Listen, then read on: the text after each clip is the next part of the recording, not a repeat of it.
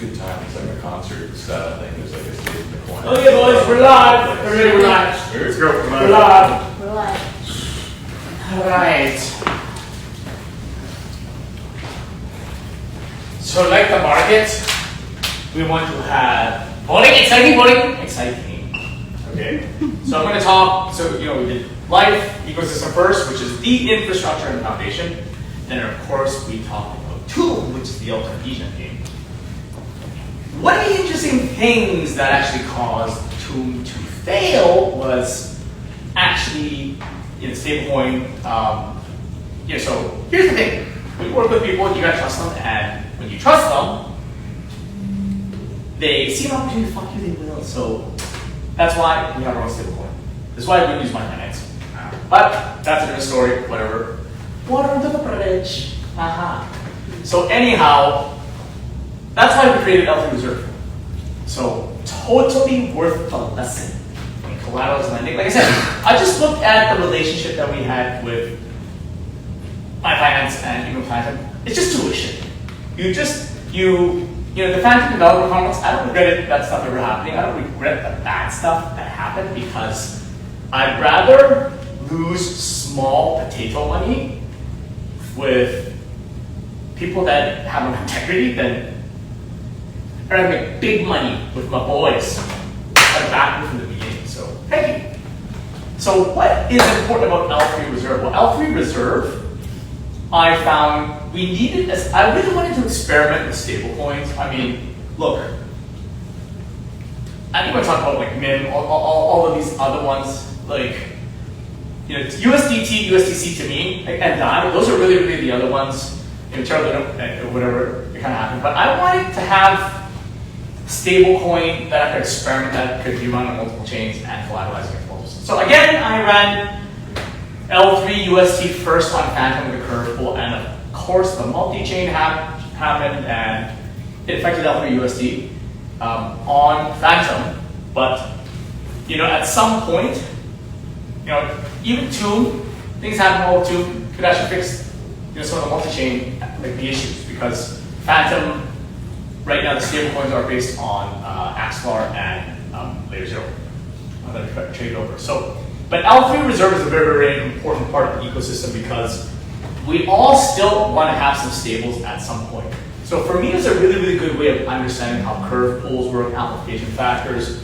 Plus, I just thought it would be really cool. A big part is, I wanted a utility token. I wanted a volatile token. It's designed to really trade between 95 cents to $1.05. So I thought people do not hold L3USD. I don't care if you hold it. It's designed for trading and high volatility. If you want like stable 100%, buy USDT or USDC, right? But the reason I called it a variable, like a volatile stable, variable collateral stable, because there's different types of collateral. You have different types of collateral. Those collaterals, depending on liquidity and volume, they may go up or down. So even though at first L3USD is backed by stablecoins like USDT, USDC, and DAI, once we get a network effect on Java and everything else, it's going to be backed by the value of what the network is, like what people are willing to kind of pay for it, right? So we're betting on the fact that also things like bonds, as you get more illiquid assets into the market with securities, L3USD can create partnerships with like real world assets. So L3 RESERVE is the real world asset play, and I've designed collateralized lending. I've designed all the stuff that already allows the offline assets in the real world to be actually to work against this. And it works perfect. When people talk about tokenized securities, like, you don't even need them, because the whole point is if you have a stable coin, people trust that stable coin, you just collateralize the real world asset against the stable coin. Like, you don't have to issue a token. This is the best part. But we'll talk about that later. That's a bit more complicated. So again, this has already classified as a utility token. And the reason I wanted something that's volatile is designed to be a higher yielding like stable. So the first one is just to really kind of start building deeper liquidity. So just like pure coincidence now, what is it? Like Trump or something said like US stable coins now like are like banks have to support them or something. I don't know, there's some incredible news. So we want to build deep liquidity, unlock borrowing, and expand liquidity pairs, right? So we want L3USD also to be an alternative. And we have a couple of exchange partners that have already agreed to actually allow us to trade L3USD against like, light pair, tune pair, etc. So it's very, very, very exciting. So again, why another stable?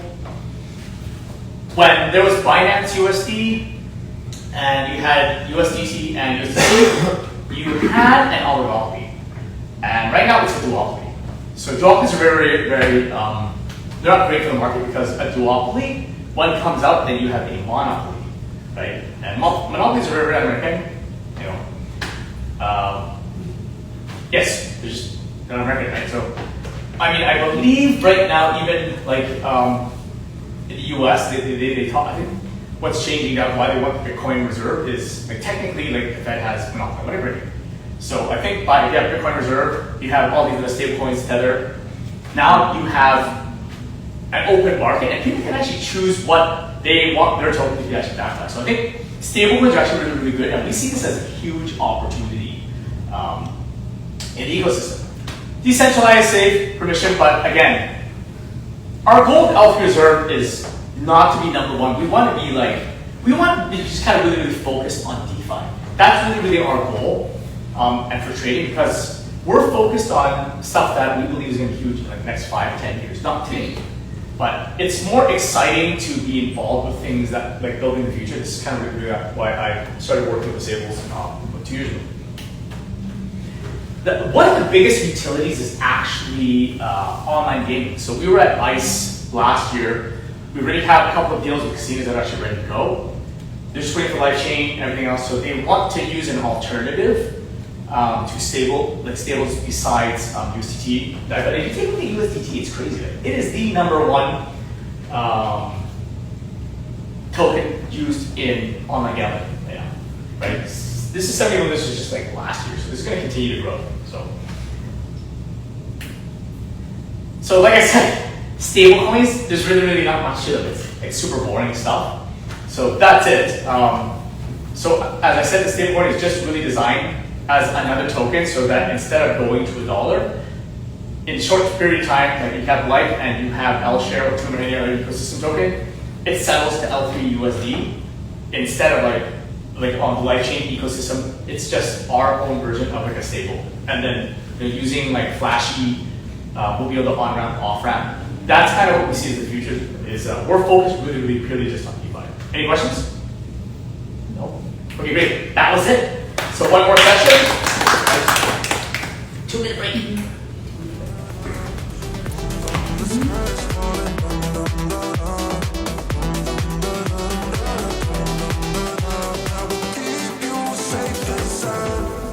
I just need a reason.